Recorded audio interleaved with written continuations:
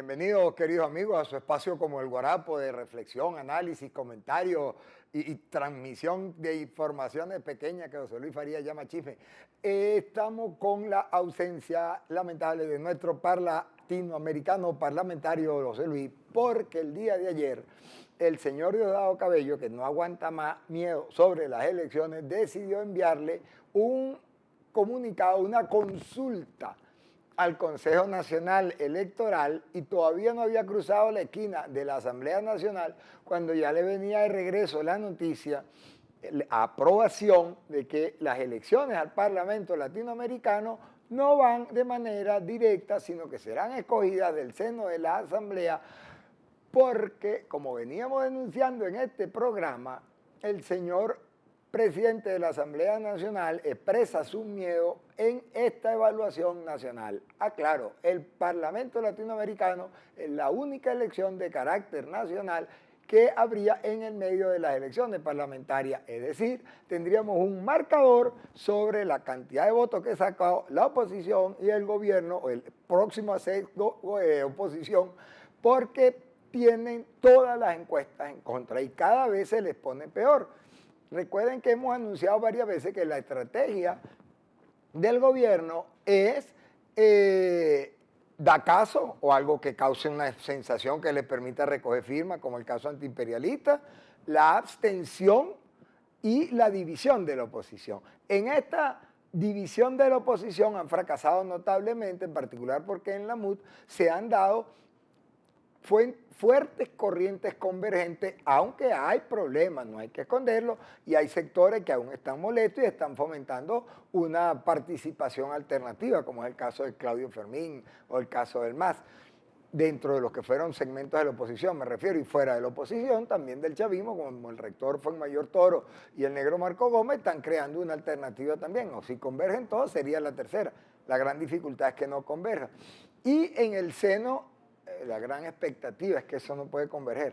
Y en el seno de la oposición, todos los sectores que tuvieron participación muy pugnada el año pasado en cuanto a su forma de debatir, en este momento se encuentran consensuados en la realización de la primaria y la asignación de cargos por consenso en donde estos quepan. Recuerden que ese debate tenía varios condicionantes, el de consenso contra primaria, primaria en todos lados, y uno de ellos es el costo que éstas tienen. Tratando de bajarle el costo a las primarias, que no son pequeñas, que es un montón de plata, la oposición le había pedido el apoyo al Consejo Nacional Electoral. En Venezuela no hay financiamiento para los partidos políticos. Eso es una decisión hija de la antipolítica, yo nunca estuve de acuerdo, que salió de la Asamblea Nacional Constituyente.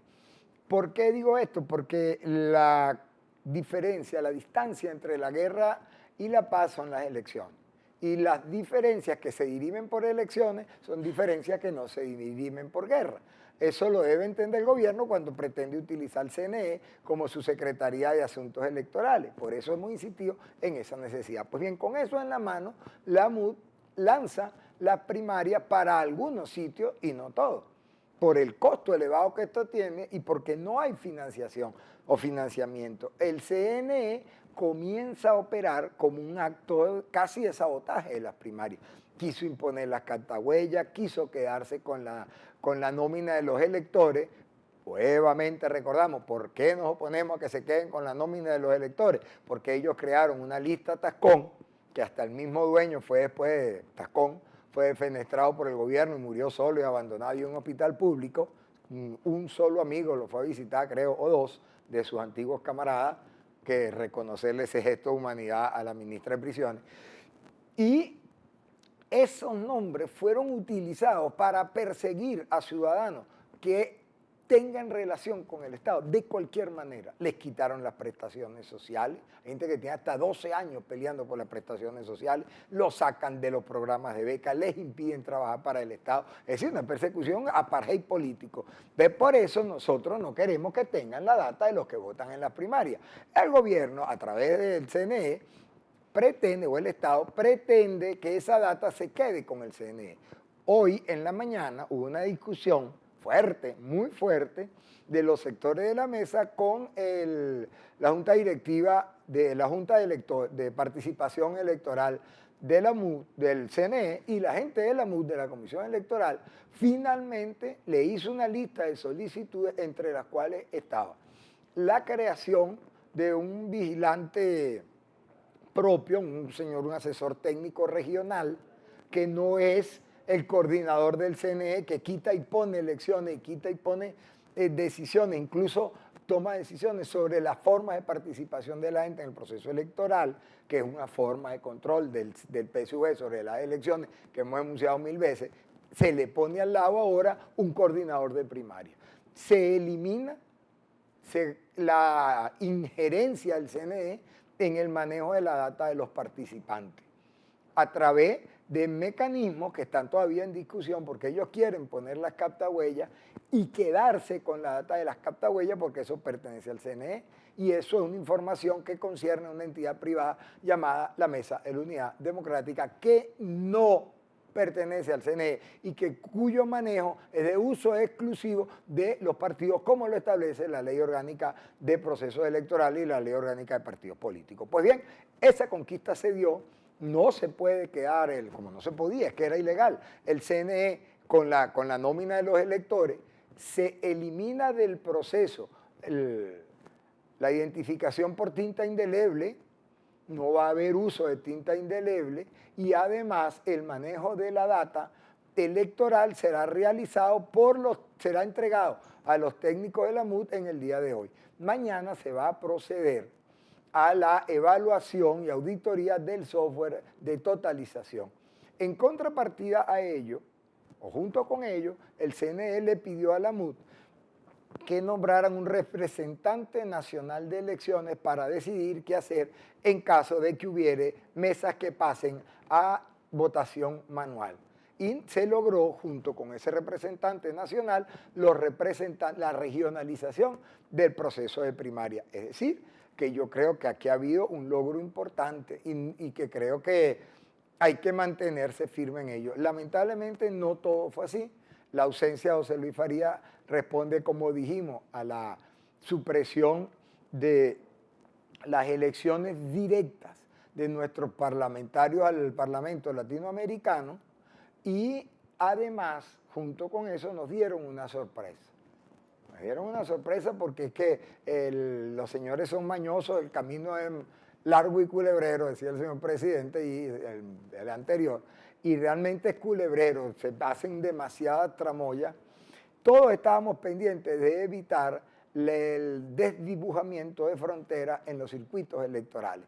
Eso en castellano quiere decir que no fuesen a mezclar circuitos donde ellos son débiles con circuitos donde son fuertes para aumentar su representación con menos votos.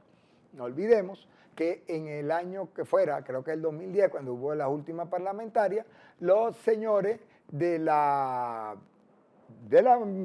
polo patriótico obtuvieron el 48% de los votos, pero apenas el 48% de los votos, pero tuvieron mayoría absoluta de electores, es decir, que le sacaron la chicha a pocos votos. Eso lo lograron con una técnica que es americana, que llaman gerrymandering, que es que usted agarra y pega un pueblo aquí y un pueblo aquí, le mete una autopista y dice, están pegados, es un solo circuito. Y así eso lo hicieron los americanos.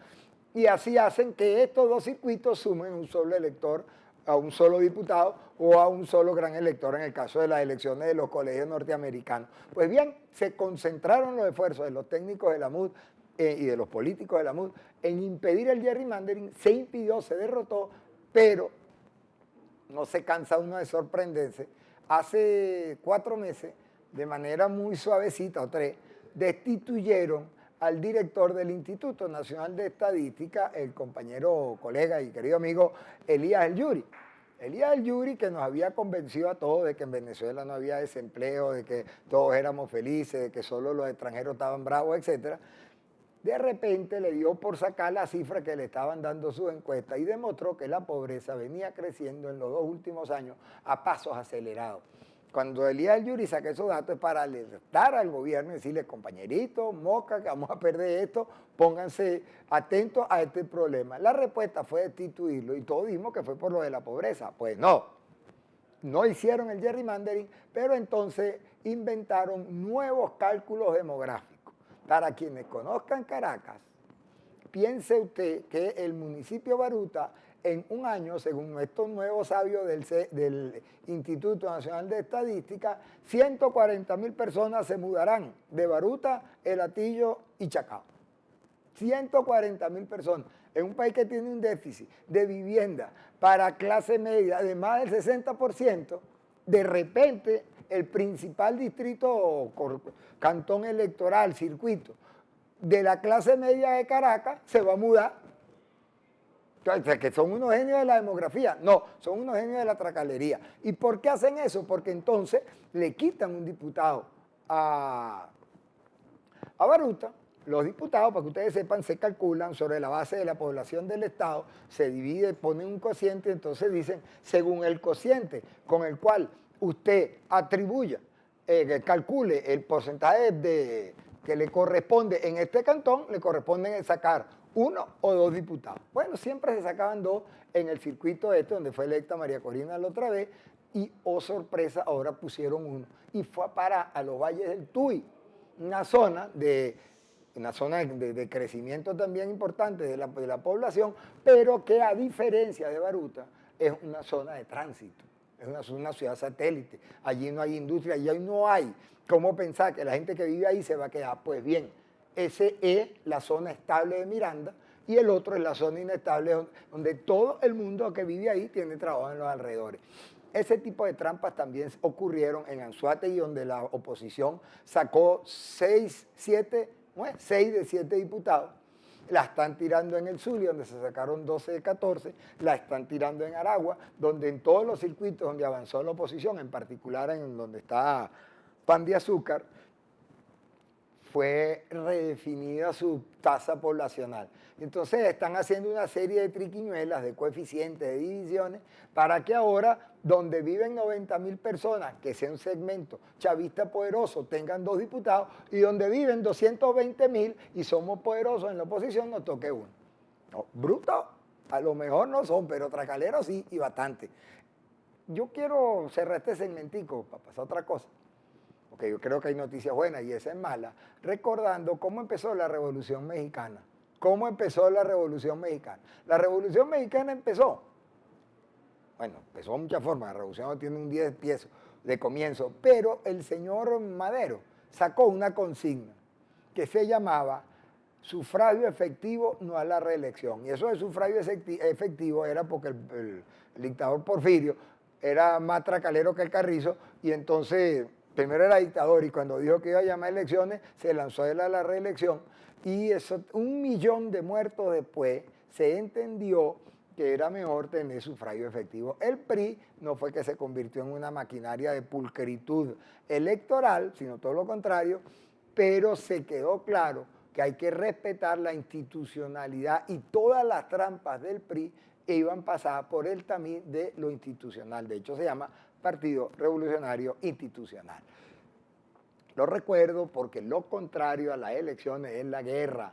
No se olviden, los pueblos cuando están saturados, y en particular que está viviendo situaciones económicas muy, muy, muy malas, y hasta antier el señor presidente habló de periodo especial, o sea, escasez total, hambre, etcétera, no le den la alternativa de que se les pongan bravos.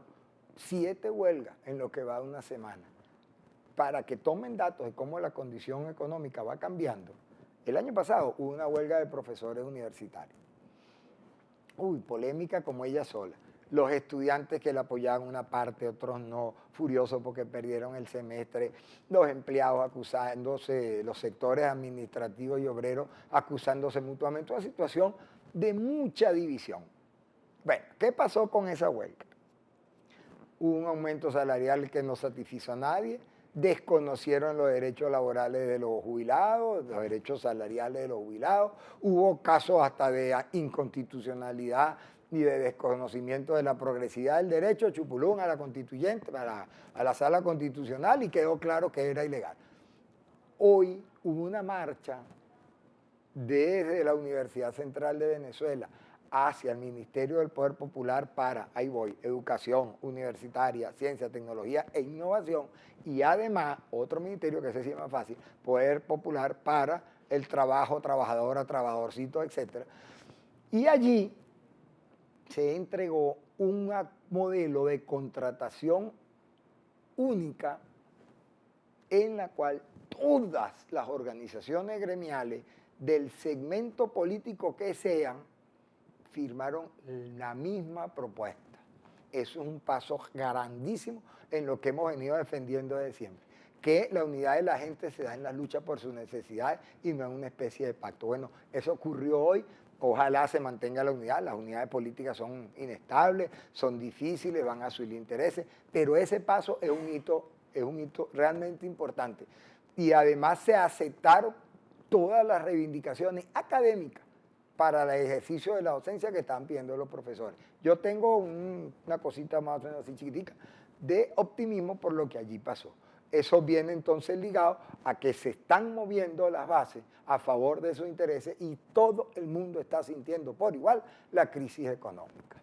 El gobierno, para paliar la crisis económica, decidió nacionalizar la harina pan.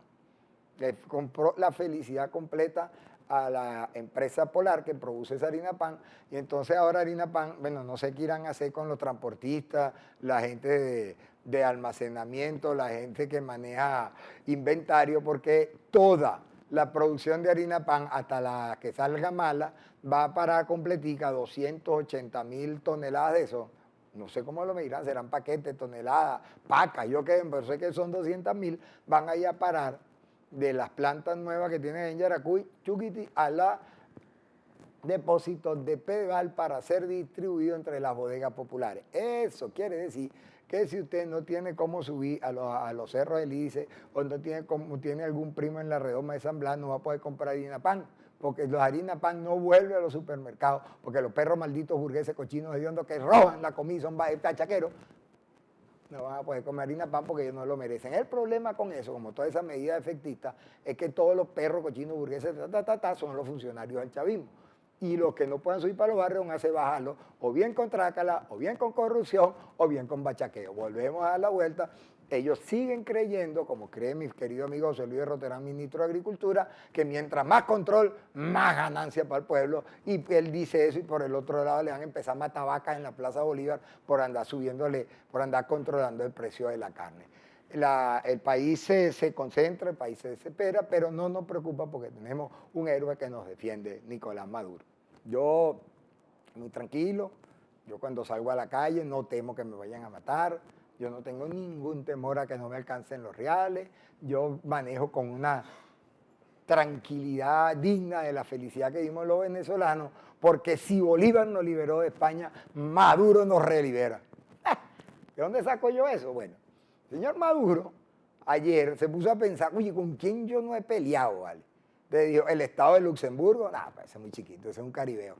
Ese es bullying, como dicen ahora. ¿Quién me pongo a pelear? ¿Quién está gobernando en Bolivia? No, ese es pana. Y así fue pasándole revista hasta que consiguió a Rajoy.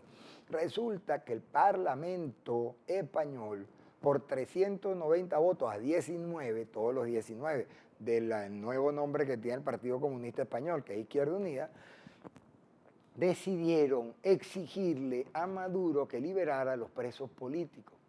Ah, bueno, aquel le dijo allá, métese con su madre, palabras textuales, le pegó una andanada de insultos como no he visto otra, y ocasionando que el señor subsecretario de la vicepresidencia de los señores que atienden la puerta del Ministerio de Relaciones Exteriores convocara a nuestro embajador, digo toda esa cosa así como peyorativa y en degradé, para que vean lo poquito que le pararon, va a decirle, dile a tu papá que deje la grosería porque eso es mala educación. Eso pasó hoy, y ahorita no hace nada, esta mañana pasó. Y Maduro otra vez coopera con el aislamiento de los venezolanos, pero ya Dilma, ya 26 presidentes, ya el Congreso español logró lo que antes habían logrado, que era una resolución medio tibiona con respecto a la situación de los derechos humanos en Venezuela, esta vez fue radical. Y la señora de los presos lograron que el presidente del Senado de Chile, militante del Partido Socialista y amigo de Ricardo Lagos, también pierde la libertad de los presos políticos. Como ven, compañeros, le deseamos la mayor felicidad. El país marcha por su mejor sendero, la crisis se agudiza y mañana nos vemos con José Luis, que ya ha recuperado su curul. @R Ricardo Río 1.